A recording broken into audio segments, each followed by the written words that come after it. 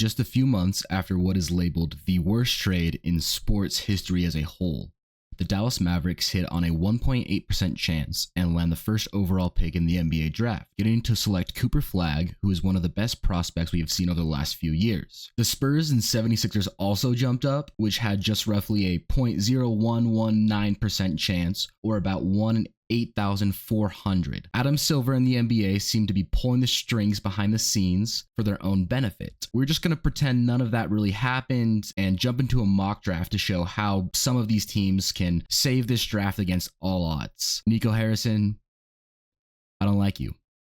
We aren't friends. I'm watching the NBA, Adam. My eyes are on you. First up, we have the Dallas Mavericks, obviously, who jumped up to get this pick. The Mavericks were going to be in a very, very tough situation. Still kind of are, but not really. Trading Luka for Anthony Davis and a first-round pick looks a lot better when you also add Cooper Flagg into that. Almost an even trade, maybe, some would say.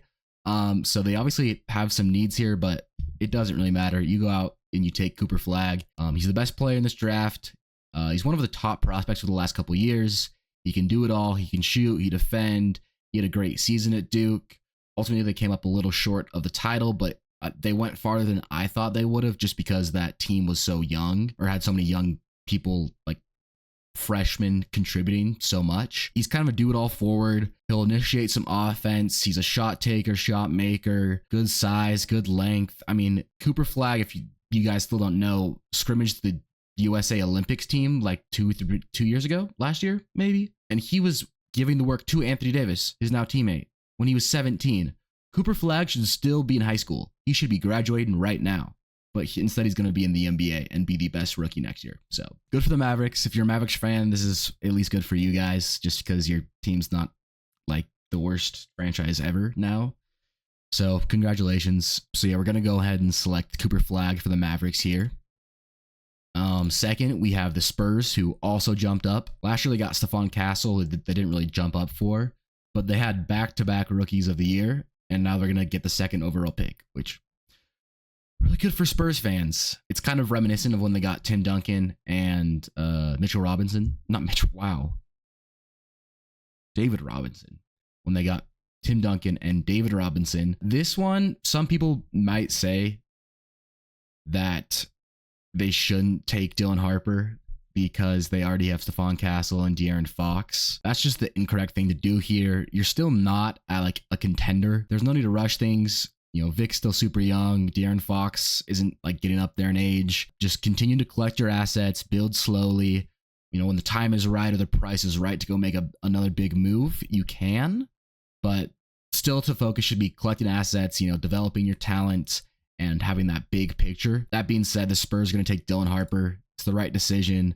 Dylan Harper looked fantastic at Rutgers last year. He's the other like blue chip prospect, so to speak, in this draft. He measured well at the combine, gets to his spots, you know, plays at his own pace. He's a good ball handler. He can shoot, he can score, he can finish. You know, he's physical, he's strong. He's not like the best defender, but he's got good size and good enough defensive instincts. All the measurements, by the way, in this video are going to be without shoes for the height. So he is 6'4.5" without shoes. But yeah, I'm a New Orleans Pelicans fan myself.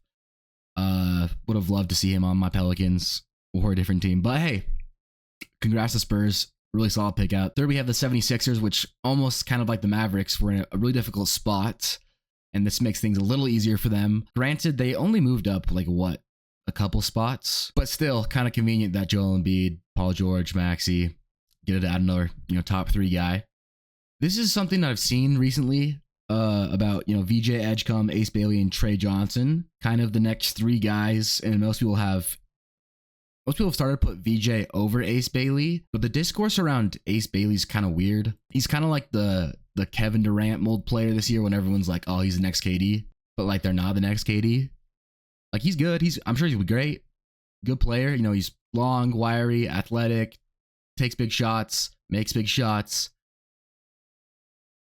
He's fluid for his size. You know, he's got good tools, but people kind of make him seem like a boom or bust prospect where I completely disagree. I think Ace Bailey actually has a relatively higher floor and lower ceiling to an extent than people think.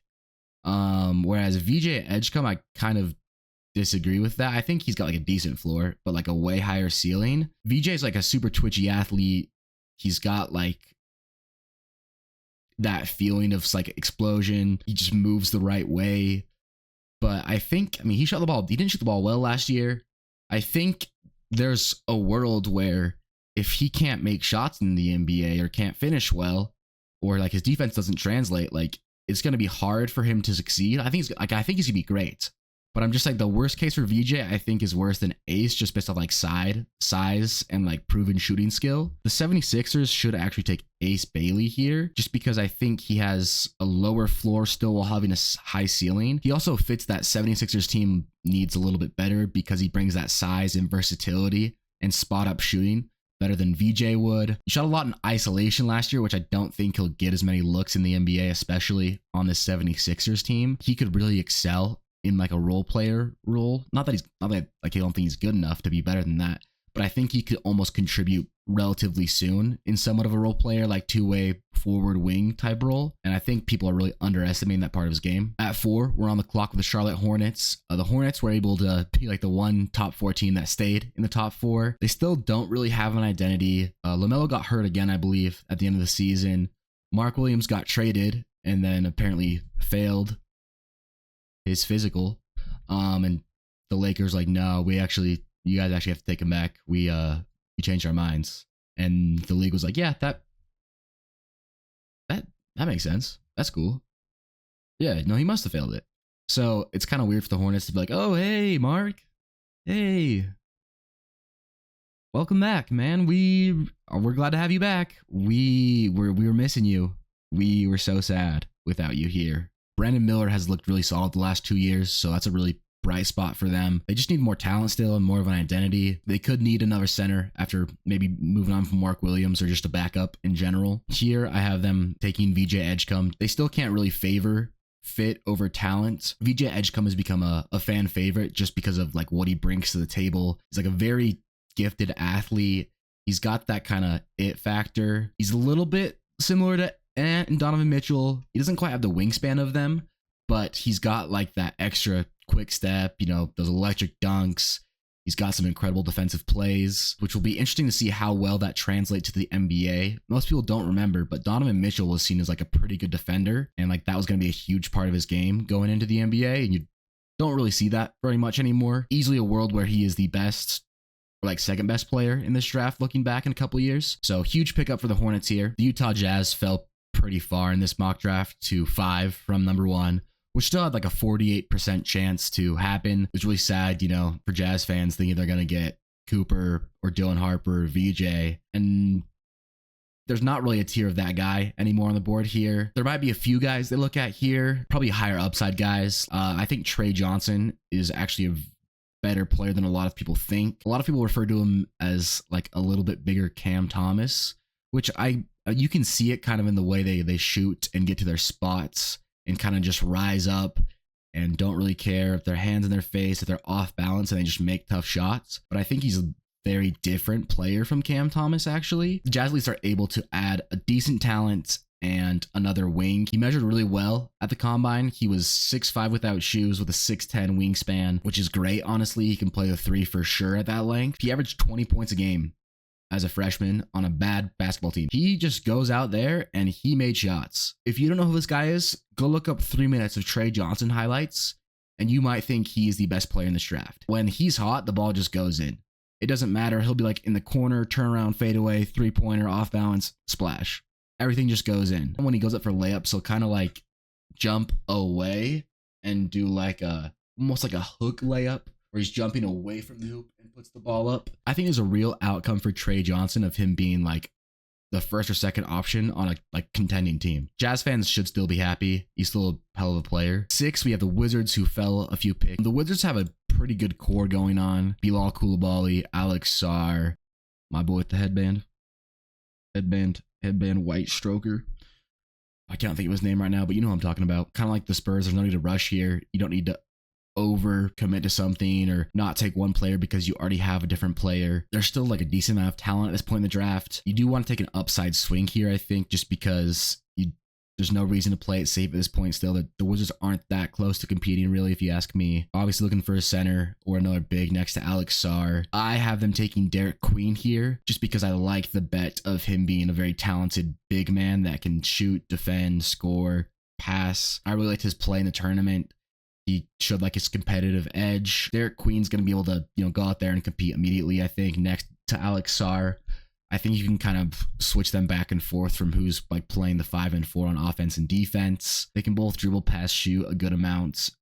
Both can defend a good amount, rebound the ball a good amount. Opens up a great opportunity for the Wizards to add someone that physical, keeping that defensive identity together. Honestly, super exciting for the Wizards still here. Next, we got the New Orleans Pelicans, one of my favorite teams here at number 7. I also will say the Wizards could still look at like Kamal Maluach here and maybe like Jeremiah Fears or Yakachonis right here. I think Derek Queen is the best balance of high upside, can contribute now, and like addresses their needs of like size, rebounding, like scoring, and playmaking. Even though he's not going to really play make, he can dribble, pass, shoot. I think that's going to be really valuable for the Wizards going forward. At 7, we have the New Orleans Pelicans, one of my favorite teams here. Might be a little bias with this pick, leaving Maluach on the board, but I think it makes sense. I don't think he's necessarily a blue chip prospect. I think he has blue chip skills or tools, if that makes sense, just because like he's really long, really tall. He didn't block that many shots at Duke last year, but I think he altered more shots than he got credit for with blocks, just like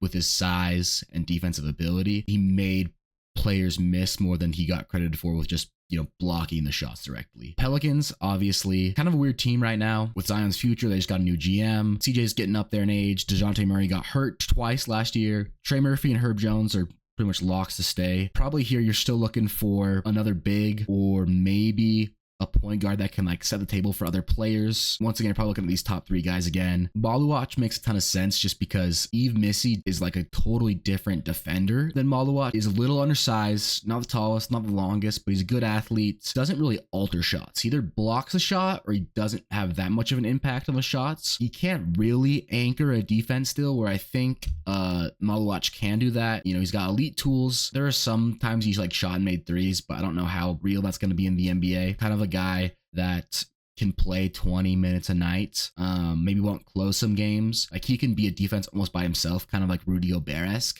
with his like size and shot blocking ability. All right, with the 8th pick, we have the Brooklyn Nets, who fell back a couple picks to get here. The Nets need a lot. They honestly don't have a ton of like raw talent on that team. They got to make some decisions on the cams, Cam Thomas, Cam Johnson, but they definitely just need shot creation, talent, and like a first real option still, I think. So here you're looking at Yakachonis, Jeremiah Fears, maybe Jace Richardson, maybe I wouldn't take on, maybe Colin Murray Boyles, but here I have them going with Yakachonis. Just kidding. I have them going with Jeremiah Fears just because I think he's the highest ceiling guy here, which the Nets desperately need. Yakachonis would make some sense, I think, too, but Fears just has the highest potential of being that guy for them. He shot really well at the combine, a little bit smaller than you might want him to be. I will also say I am a little lower on him than most people are. ESPNs and CBS of the world have him going like 3 or 4 or 5. I really wouldn't do myself. Don't think it's the best idea, but I think it makes sense for the Nets here just to take a big gamble on him. Not that much more here, but that fits kind of a need in terms of position and like talent upswing wise. So Nets go with him here. At 9, we have the Toronto Raptors, who are kind of in a weird spot because they have like a lot of good starters. They're still kind of feel like they're missing a lot. They don't really have an identity. Quickly's a pretty good point guard. I'm not sure if how much he sets up for like his teammates though in like a playoff scenario or like a high quality basketball scenario. So maybe like not necessarily a pass first, but like a better playmaking point guard than Quickly that kind of plays at their own pace and can set up their teammates. You could use some big depth, kind of getting up there in age. They could use just a backup big. So you might be looking at Asa Newell, Yakachonis. They could use some shooting, but they just got Grady Dick, so I don't think it makes sense. Maybe Rasheer Fleming or Thomas Sorber. But what makes the most sense here for the Raptors is Kasparas Yakachonis, who is kind of seeing his stock fall a little bit. There were some points in the year where he was like a top 4, top 5 prospect. He measured pretty well at the combine. He was a real 6'6", that's without shoes on again. 6'7.5" wingspan's good enough. He had a lot of turnovers this last year, almost the same as assists. I think once he gets into the NBA, some of those reads that he's making, I feel like a lot of his turnovers weren't necessarily his fault. Like he was making the correct read or the correct pass, and it just didn't work at the college level, or maybe his teammates didn't see the same thing. He'll have better assist to turnover ratio in the NBA. Got a high IQ, plays at his own pace, which I feel like I say a lot for the white guys. But I think it just makes a lot of sense for the Raptor teams, like a good bet for them going forward. Just to have another ball handler out there and like a guard that is really looking to create like advantages for their teammates and or see the simpler reads faster and just will help them going forward in all aspects. At 10, we have the Rockets, who I'll be honest, I was very surprised with their step forward this year. I honestly think this Rockets team still has like a lot of, they're like set up well. It's kind of like they don't have much, but they also have a lot to upgrade. I think you could upgrade Fred VanVleet in the long run. Call me a hater. I don't think Dylan Brooks is that good. I don't think he should be a starter for a championship level team. Jalen Green was just too inconsistent for like them to be a real contender right now. I don't hate Jalen Green. I'm not a Jalen Green hater. I'm just like pointing out what I see. But then I think they should just keep their direction right here. You could go big here. You could go big here as well, just because you might lose like Steven Adams. There's a lot of like trade talks with the Rockets. And Şengün, Giannis, KD. I think when you're looking at these pool of players right here, you want to have someone that you can keep the same direction of. You don't want to draft like a super raw guy here. One that can kind of at least not have to compete too much for other players for minutes. Don't think Con Knuppel makes sense. I mean, he's a lot taller than Reed Sheppard, but I think offensively he would fill a similar role as a player.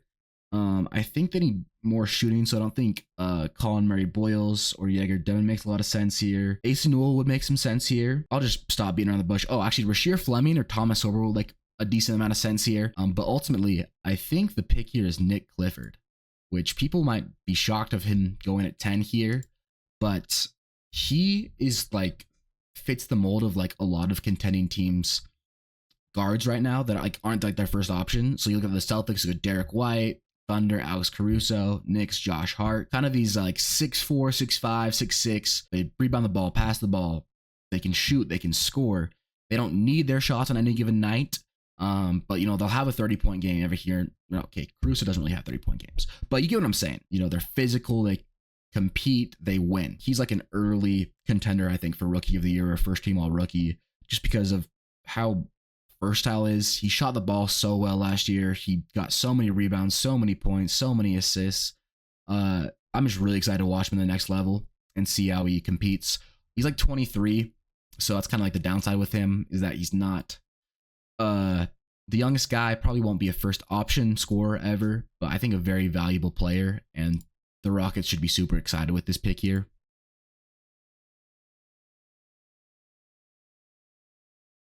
Damn, bro. 38 minutes on pick 11. I have to speed this up, dog. 11, we got the Trailblazers. Trailblazers had a pretty decent season. They still got a couple things to address. What's happening with Anthony Simons, or maybe Sharp or Scoop. You got 3 centers still. You still want to favor, talent over fit. You're not that close, in my opinion. You're still, a year or two away from being a contender. Shooting, some size. Still want to go for that high upside. We're looking here. Con Knuppel, decent upside, good shooting. Ultimately, the Blazers take Con Knuppel just because he's got pretty good size. He could be the best shooter in the class.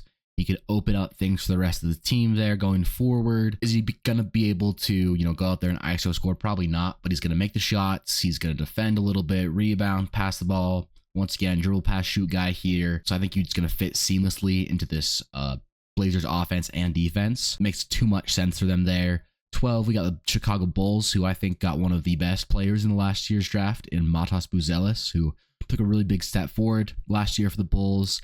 And it's really exciting going forward with him. Kobe White, Josh Giddey, funny enough, had a great season last year, so good for him. For the Bulls here, we're looking for still some more young pieces. Hopefully not a guard.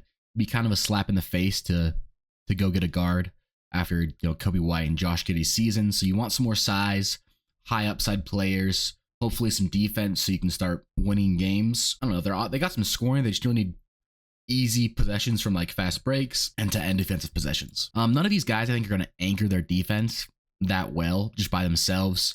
So it makes a lot of sense to go with the most value versatility here. So I'm taking Asa Newell. He's someone I'm a little higher on than other people are. He measured fine, only a +2 wingspan on 6'9" in shoes, but I think he's underrated. Just like how solid he is, which sounds kind of dumb. He can shoot, he's got touch, he's physical, he can rebound the ball, he's not a bad passer, he competes, he's going to go out there and, help, I think, form an identity more for this Bulls team going forward. Can play with other bigs. He's going to be a great, easy, malleable player going forward for the Bulls, and another good building block for them as they continue this kind of retool, rebuild thing they got going on. 13, we have the Hawks, who had another pretty fine season. They ended up like almost 50 and 50 again. Shout out my boy Dyson Daniels. Love that kid. He won MIP, right? Yeah. He finished third in Defensive Player of the Year. Almost broke the record in steals this year. I mean, he's a crazy good defender. I've been saying that. But they still have some spots on this team that could use some work. I think Jalen Johnson got hurt like midway through last season. What's his face? I got the first overall pick last year. Dude, Kenny Beecham always butchers his name. Zachary Risache. I wouldn't have taken him first, but he's decent. He's big. He can shoot. He can pass. Play some defense. Not a bad player.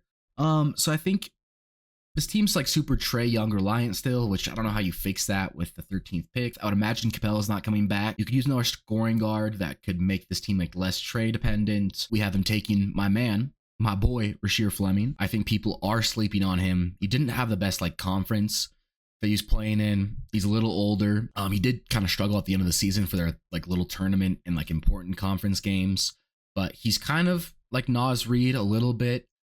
I mean, obviously no one's Naz Reid, but he fits kind of that mold of that skilled big forward. He shoots more threes than Naz did in college, but it's a couple years down the road, so maybe Naz would have shot this many threes if he was in college at this time. He's got a bigger wingspan. He's not quite as tall as Naz, but I mean, he scores, he rebounds, he plays good defense, he can pass, he shoots the hell out of the ball. 39% on 4.5 attempts a game from three is crazy for that size. It just makes too much sense. He's got too many tools. He's too solid. He'll be able to play some small ball 5 minutes, I think, depending on who you're matching him up against. But he really just opens up the possibilities for that team going forward. He's not going to be a liability with shooting or defense. Skilled big man. It's just going to work out for this guy. 14, we have the Spurs again, who took Dylan Harper earlier. Already have a lot of young talent guys. You still want that rebounding size, probably to address something like that here, hopefully. But once again, you do still want to prioritize talent over fit here.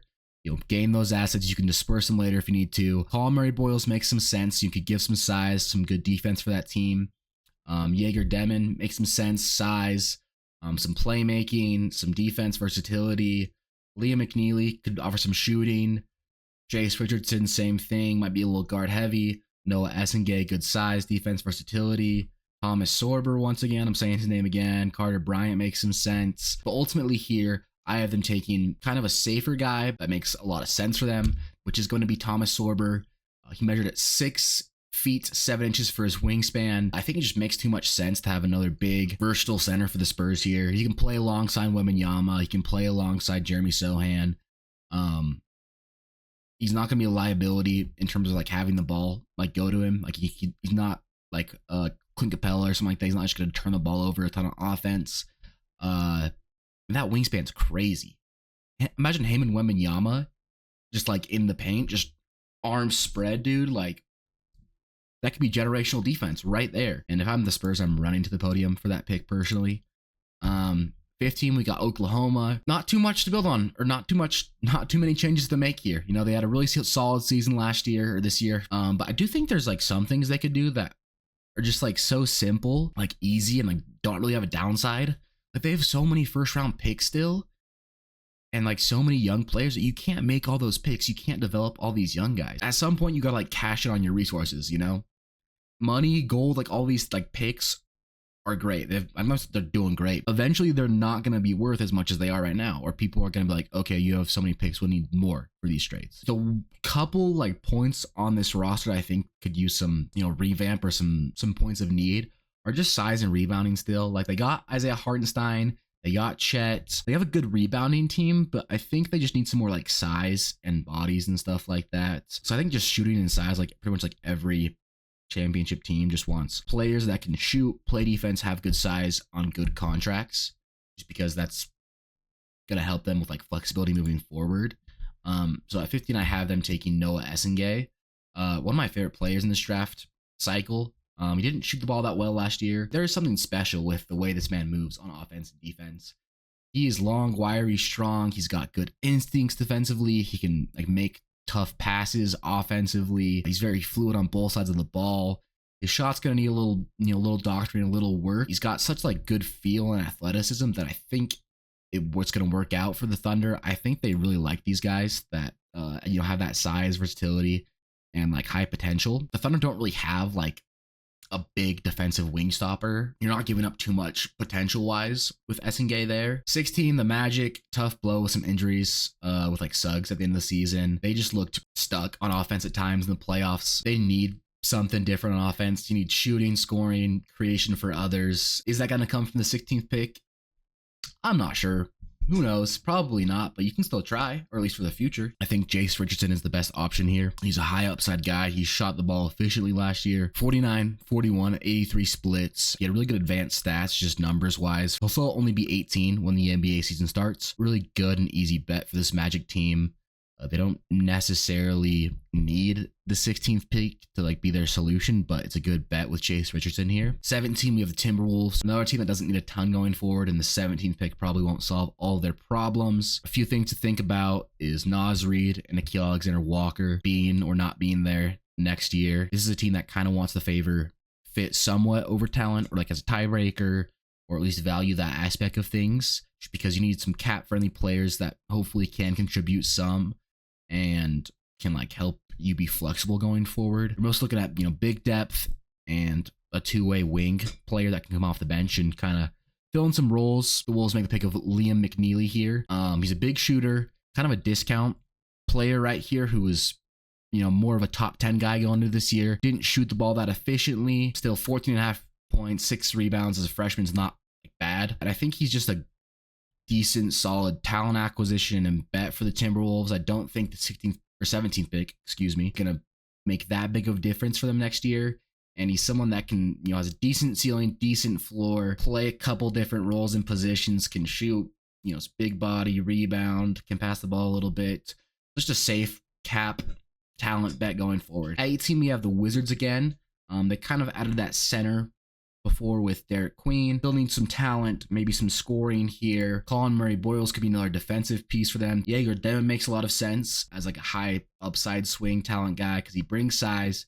He can bring like shot creation for others. He's kind of a discounted price again at this point just because he was another like top 10-ish guy at the start of the season this year. Carter Bryant would make some sense as like a shot maker, physical guy. Spoiler alert, it's going to be Jaeger Demon out of BYU. Provides that role as a jumbo facilitator, which is kind of coveted in this league right now. 10.5 points, 5.5 assists, 4 rebounds, and a steal. Didn't shoot the ball super efficiently, kind of like halfway through the season. Lost his touch from 3 and free throw a little bit, but he's got a really good feel for the game. High basketball IQ, high upside. It just makes too much sense for the Wizards at this point. So they take him at 18. 19. We are back with the net. I have a decent amount of picks in this draft. I will mention this again, but they probably won't be selecting all 4 of their first round picks, I would imagine. Maybe they'll trade up or trade out for another draft or some, actual players, like young players maybe that like already have like a couple years of experience under their belts. They took Jeremiah Fears earlier, who's kind of like a lead guard that has high potential, not the biggest floor in my opinion. So maybe you want some more size, some defense, or like more of a wing here. So you're looking at Colin Murray, Carter Bryant, maybe Ben Serif, maybe Will Riley.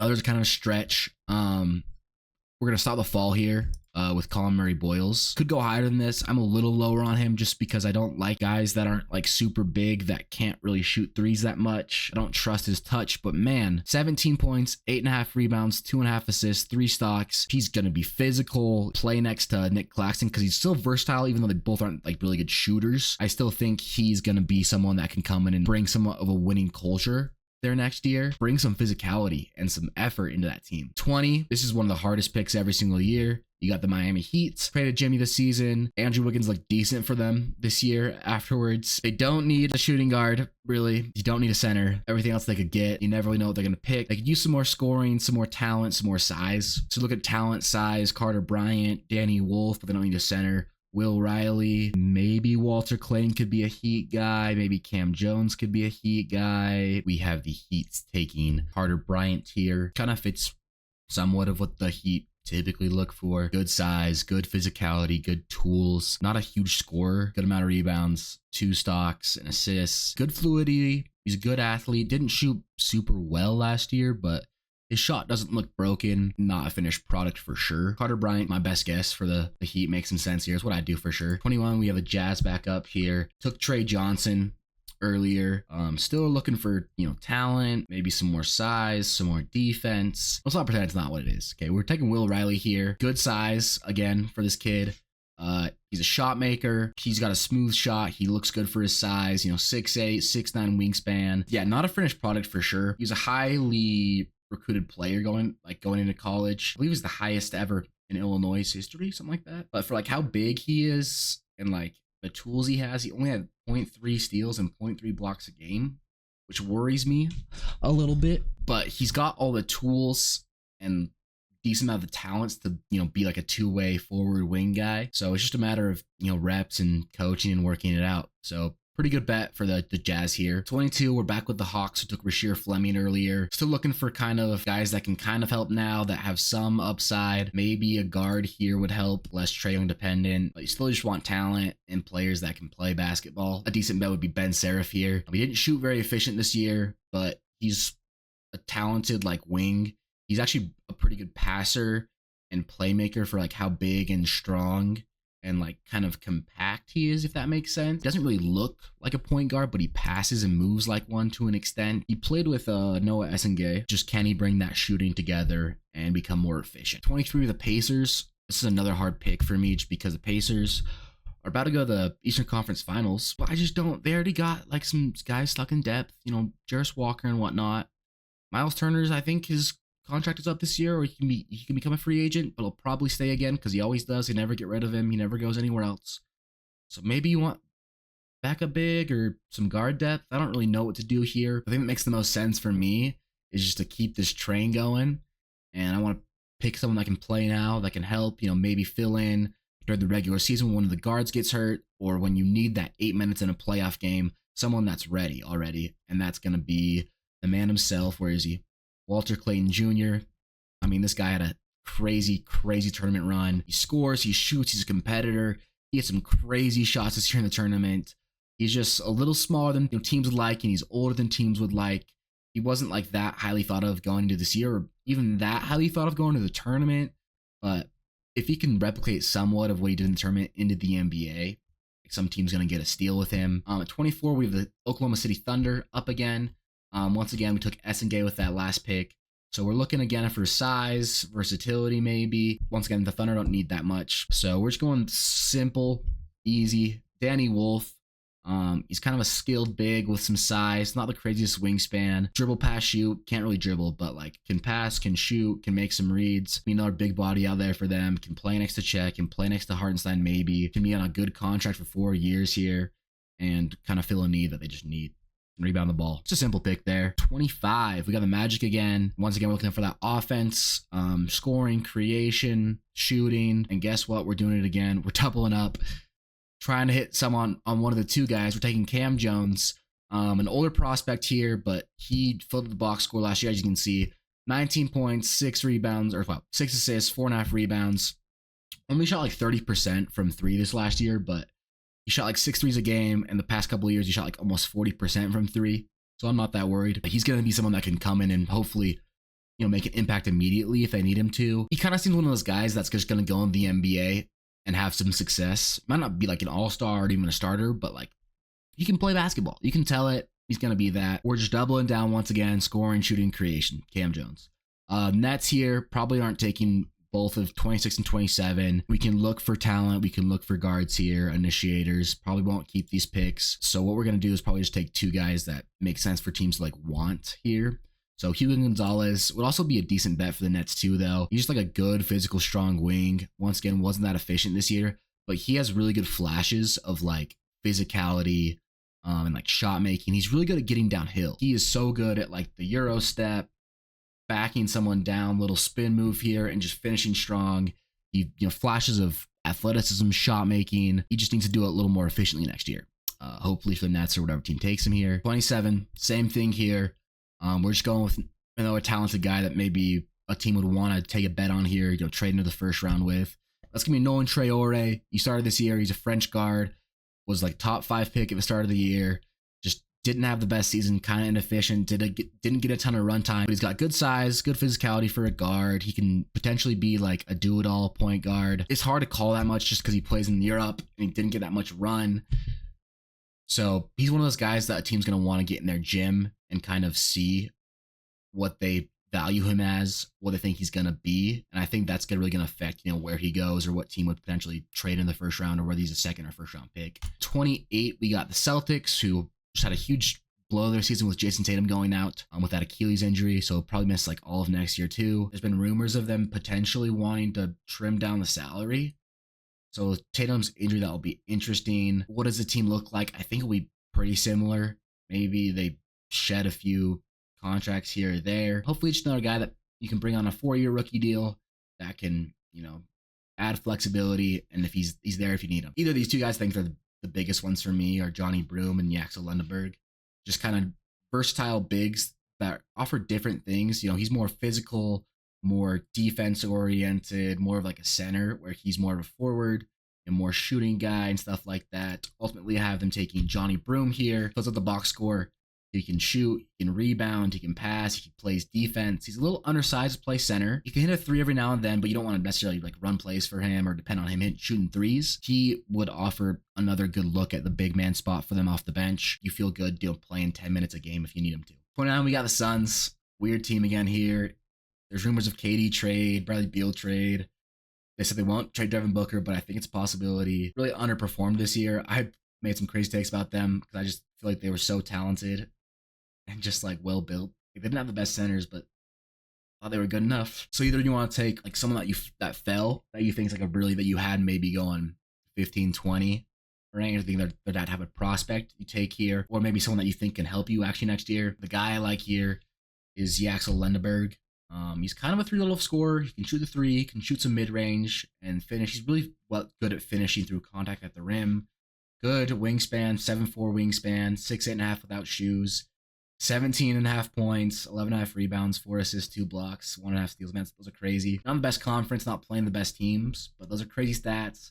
Good splits for a big man too. He's just a little older, didn't play in the best conference, so I think that's the only reason he's not like going lottery. I think he's a really solid player that could help the Suns. They probably won't even play him if they pick him, but shout out him. 30, Clippers. Clippers overperformed this year. I don't know what their goal is. If they want to do the same thing next year, if they can win a championship, if they want to do like more of a rebuild, you kind of want to back up center, back up big again, or back up 4 or 5. There's a couple guys, maybe you like someone here more than the rest. I just have them taking Miles Bird here, who I'm higher on than other people are. Decent size, like kind of wing. He measured a little poor. He listed at like 6'7", and he measured just under 6'5" at the combine. But he's a really good defender. He averaged like 1.5 stocks, or 1.5 steals and blocks. So 3 stocks together. He's just like weird. Go watch him play. Like he hits some shots nicely. He doesn't have a broken shot, and then other ones he'll just like hit really far, like left or right on the backboard. He doesn't like to really like yam on people. Kind of is afraid of contact, even though he's like a bigger wing guard player. Definitely not a for sure thing, but 3 stocks and that size and ability to shoot somewhat is just very valuable in the league. I think it makes some sense to just take a bet on a guy like him at this point, last pick of the first round. That's going to do it for my mock draft today. Let me know what you guys would do differently, what mistakes you think I made, if you think the NBA is rigged or not, if you think Nico and Adam Silver are playing footsies under the table.